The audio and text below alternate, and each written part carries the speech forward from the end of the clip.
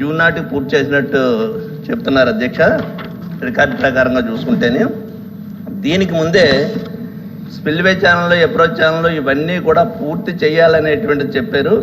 అటువంటి నిర్మాణం పూర్తి చేయకుండా డయాఫ్రామ్ వాళ్ళు ముందుగా కట్టడం వల్ల కాఫర్ డ్యాము లేకపోతే స్పిల్వే ఛానల్ ఇవన్నీ దెబ్బతింటానికి అవకాశం ఉందనేటువంటిది ఆ విషయం మీద కూడా మంత్రి గారు వివరణ ఇవ్వాలని చెప్పేసుకోవాలి. మంత్రి గారు. ధన్యవాదాలు అధ్యక్ష. ఏదైతే ఇప్పుడు సభ్యులు అడిగినటువంటి ప్రశ్నల్లో ఏదైతే మన దువ్వాడపు రామారావు గారు అడగడం జరిగింది, ఏదైతే డయాఫ్రామ్ వాళ్ళకి సంబంధించి గతంలోనే 436 కోట్లు ఖర్చు పెట్టడం జరిగింది. ఆ డయాఫ్రామ్ వాళ్ళు ధ్వంసమైనటువంటి పరిస్థితుల్లో మళ్ళీ అదనపు భారం ఎట్లా పడుతోంది, అదేవిధంగా ఏదైతే 2027కి ఎట్లా కంప్లీట్ చేయగలుగుతారనేటువంటిది ఏదైతే ఆయన ప్రశ్నకు సంబంధించి మీ అందరికీ తెలుసు అధ్యక్ష. ఆ రోజు ఏదైతే చంద్రబాబు నాయుడు గారు 2014, 2019 5 సంవత్సరాల్లో ప్రతి సోమవారం కూడా పోలవరం అనేటువంటి పేజీగా మార్చుకుని 72% ఆయన 5 సంవత్సరాల్లో పూర్తి చేసినటువంటి పరిస్థితి. అందులో భాగంగానే ఆ రోజు 18 నెలలు శ్రమించి డయాఫ్రామ్ వాళ్ళను కూడా పూర్తి చేసినటువంటి పరిస్థితి అధ్యక్ష. ఏదైతే మరి యొక్క ప్రభుత్వం మారిన తర్వాత, ఎందుకంటే 2019లో ప్రభుత్వం కంటిన్యూ అయ్యి ఉంటే ఆ యొక్క డయాఫ్రామ్ వాల్ పైన ఏదైతే ఈ యొక్క మేజర్ డ్యామ్ ఏదైతే ఉందో ఈసీఆర్ఎఫ్ ఎర్త్కమ్ రాక్ఫిల్ డ్యామ్ ఏదైతే ఉందో అది కూడా నిర్మాణం ప్రారంభించుకుని 2021 కల్లా పోలవరం పూర్తయి ఉండేది అధ్యక్ష. కానీ దురదృష్టవశాత్తు ప్రభుత్వం మారిన తర్వాత కక్షపూరితంగా అక్కడ పనిచేసేటువంటి ఏజెన్సీలు ఏవైతే ఉన్నాయో వాటినన్నింటినీ కూడా 2019 జూన్ నెలలో రద్దు చేసేసి 17 నెలలు అక్కడ ఏజెన్సీ లేకుండా చేసి 17 నెలలు అక్కడ ఎక్స్పీరియన్స్ ఉన్నటువంటి అధికారులు ఎవరికి లేకుండా చేయడం వల్ల 2020 ఆగస్టులో వచ్చినటువంటి వరదలకు డయాఫ్రామ్ వాళ్ళు దెబ్బతిందని అది నేను చెప్పడం కాదు అధ్యక్ష.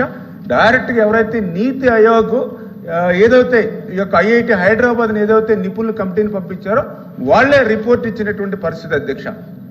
అదేవిధంగా ఏదైతే చాలా క్లియర్గా ఆ రోజు ఏజెన్సీని మార్చవద్దు, ఎందుకంటే ఏజెన్సీలు మారిస్తే ఒకే వర్క్ని 2 ఏజెన్సీలు పనిచేస్తే రేపొద్దున ఆ వర్క్కి ఏదైనా ప్రమాదం జరిగితే ఎవరు బాధ్యత వహిస్తారని చెప్పి ఆ రోజు పీపీఏ కూడా ఆ రోజు రాష్ట్ర ప్రభుత్వానికి లేఖలు రాశారు, వార్నింగ్ ఇచ్చారు, రిక్వెస్ట్లు చేశారు. అయినా కూడా ఆ రోజు ప్రభుత్వం పెడచెవిని పెట్టినటువంటి పరిస్థితుల్లోనే ఆ రోజు ఆ డయాఫ్రామ్ వాళ్ళు నష్టపోయినటువంటి పరిస్థితి అధ్యక్ష. దానివల్ల ఈరోజు మళ్ళీ కొత్త డయాఫ్రామ్ వాళ్ళు నిర్మాణం చేసుకోవాలి అనేటువంటిది ఇవాళ ఇంటర్నేషనల్లో ఎవరైతే ఎక్స్పర్ట్స్ కానీ వీళ్ళందరూ కూడా ఇచ్చిన రిపోర్ట్ ప్రకారం చూస్తే దగ్గర మళ్ళీ 990 కోట్లతోటి మళ్ళీ ఈరోజు కొత్త డయాఫ్రామ్ వాళ్ళని నిర్మాణం చేసుకునేటువంటి పరిస్థితి దుస్థితి మరి గత ప్రభుత్వ నిర్వాహకం వల్ల వచ్చినటువంటి పరిస్థితి అధ్యక్ష. నెంబర్ 1.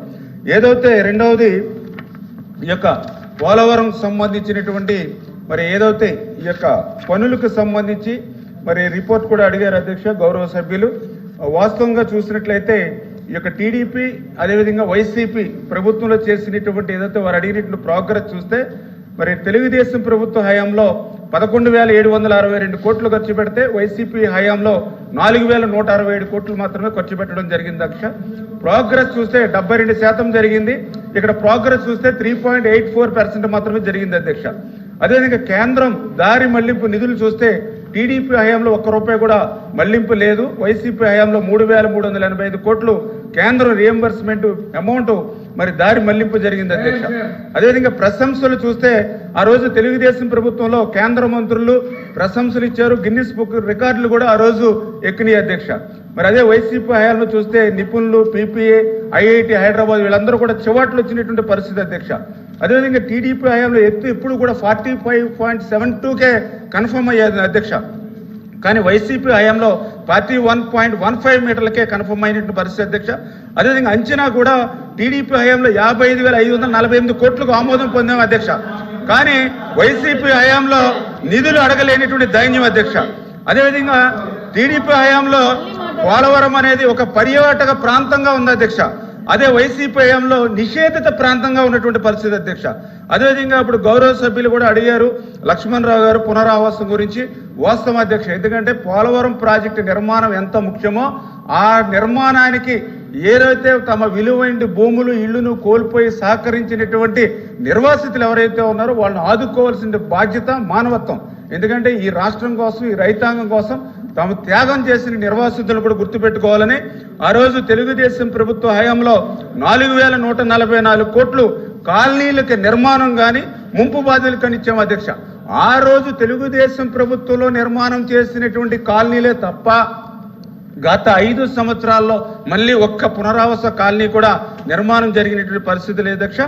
మరి ఏదైతే ఆ రోజు నిర్వాసితులు మరి కొంతమేర సంతోషంగా ఉన్నటువంటి పరిస్థితి, కానీ గత వైసీపీ ప్రభుత్వంలో వరదలు వస్తే మరి మమ్మల్ని మా తెలంగాణలో తిరిగి కలిపేయండి వాళ్ళ రోడ్డెక్కిన పరిస్థితి వచ్చింది అని అంటే ఆ ప్రభుత్వానికి గత ప్రభుత్వానికి తేడా ఏంటనేది క్లియర్గా అర్థమవుతున్నటువంటి పరిస్థితి అధ్యక్ష. అదేవిధంగా ఏదైతే పోలవరానికి సంబంధించి నిధులు దారి మళ్లింపు ఏమైనా జరిగిందా అని చెప్పేసి గౌరవ సభ్యులు కూడా నాయుడు గారు కూడా అడగడం జరిగింది అధ్యక్ష. ఏదైతే వాస్తవం అధ్యక్ష, ఎందుకంటే 2014-2019 మధ్య 11,762 కోట్లు ఆ రోజు తెలుగుదేశం ప్రభుత్వంలో నిర్మాణం చేస్తే కేంద్రం నుంచి ఆ రోజు 6,764 కోట్లు మాత్రమే విడుదలైనాయి అధ్యక్ష.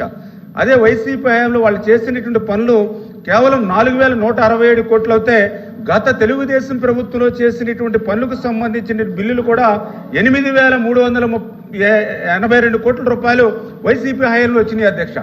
ఇక్కడ ఏదైతే అంటే పోలవరానికి రీఎంబర్స్మెంట్ కింద కేంద్రం నుంచి డబ్బులు వస్తే ఆ డబ్బుల్ని పోలవరం కోసం ఖర్చు పెట్టకుండా 3,385 కోట్లు వాళ్ళు దారి మళ్లించిన మాట వాస్తవమే అధ్యక్ష.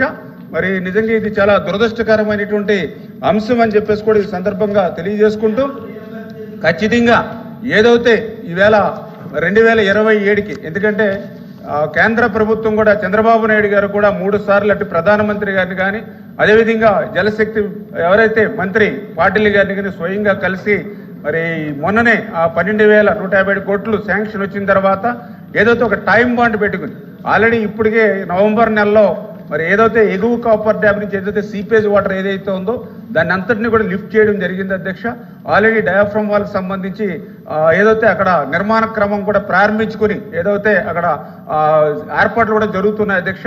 రేపు జనవరిలో ఆ డయాఫ్రమ్ వాల్ నిర్మాణాన్ని ప్రారంభించుకుని ఏదైతే 2026 మార్చి కల్లా డయాఫ్రమ్ వాల్ నిర్మాణం పూర్తి చేయాలని, అట్ ద సేమ్ టైం ప్యారలల్గానే, ఎందుకంటే డయాఫ్రమ్ వాల్ పూర్తి అయ్యేంత వరకు కూడా ఆగి మెయిన్ డ్యామ్ నిర్మాణం చేస్తే ఇంకా ఆలస్యం అవుతున్న ఉద్దేశంతో మొన్న జరిగినటువంటి వర్క్ షాప్ పోలవరం ఏదైతే జరిగిందో దాంట్లో కూడా ప్యారలల్గా కూడా ఈసీఆర్ఎఫ్ కూడా నిర్మాణం చేసుకోవచ్చు అని ఏదైతే వాళ్ళు ఆలోచన ఇచ్చారో దాని ఆలోచనల ప్రకారంగా మేము ప్రణాళికలు సిద్ధం చేసుకుంటున్నాం అధ్యక్ష. రేపు వచ్చి ఈ వారంలోనే చంద్రబాబు నాయుడు గారు కూడా పోలవరం సందర్శించి ఆ యొక్క షెడ్యూల్ ఏదైతే ఉందో, ఒక టైం బాండ్ ఏదైతే ఉందో ఎప్పటిలాగా మేము పూర్తి చేస్తామో అవన్నీ కూడా మీకు ఏదైతే రాష్ట్ర ప్రజలకు రైతాంగానికి కూడా తెలియజేస్తామని చెప్పేసి కూడా మీ ద్వారా కూడా ఈ సందర్భంగా తెలియజేసుకుంటూ ఉన్నాం అధ్యక్ష. ఎందుకు నేను ఈ మాట చెప్తున్నానంటే గత ప్రభుత్వం మాదిరిగా కాకుండా, ఎందుకంటే పెద్ద వివాదాల జోలికి వెళ్ళట్లేదు కానీ వాస్తవాలు తెలియజేయాలి. ఎందుకంటే ఆ రోజు కూడా నేను కూడా శాసనసభ్యుడిగా ఉన్నాను అధ్యక్ష. గతంలో 1924లో ఆ రోజు మా శాసనసభలోనే ఆ రోజునటువంటి ముఖ్యమంత్రి గారు కానీ ఆ రోజునటువంటి నీటిపారుదల శాఖ మంత్రులు స్టేట్మెంట్లు ఇచ్చారు అధ్యక్ష అసెంబ్లీలో. ఏదైతే మొదటి ప్రకటన 2021 జూన్ నాటికి పూర్తి, రెండవ ప్రకటన 2021 డిసెంబర్ నాటికి పూర్తి, మూడవ ప్రకటన 2022 జూన్ నాటికి పూర్తి, నాలుగవ ప్రకటన 2022 డిసెంబర్ నాటికి పూర్తి, ఐదవ ప్రకటన ఎప్పటికి పూర్తవుతుందో చెప్పలేము అధ్యక్ష. ఇవన్నీ అసెంబ్లీ రికార్డులో ఉన్నటువంటి పరిస్థితి అధ్యక్ష. ఇక్కడ వాస్తవం ఏంటంటే 2020 ఆగస్టులో డయాఫ్రమ్ వాల్ పోతే ఆ డయాఫ్రమ్ వాల్ ఉందో లేదో కూడా తెలియకుండా మేము 22 పూర్తి చేస్తాం, 23 పూర్తి చేస్తామని నాటి ముఖ్యమంత్రి సమాధానం అసెంబ్లీ సాక్షిగా చెప్పాడని అంటే సభని ఎంత తప్పుదోవ పట్టించారు, ప్రజల్ని ఎంత తప్పుదోవ పట్టించారో అర్థమవుతుంది అధ్యక్ష.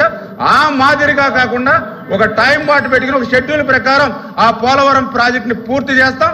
ఆ గోదావరి జలాలు అటు ఉత్తరాంధ్రకు అటు రాయలసీమకు తీసుకెళ్లేటువంటి బాధ్యత ఎన్డీఏ ప్రభుత్వం తీసుకుంటుందని చెప్పి మీ ద్వారా తెలియజేస్తున్నాను అధ్యక్ష. ప్లీజ్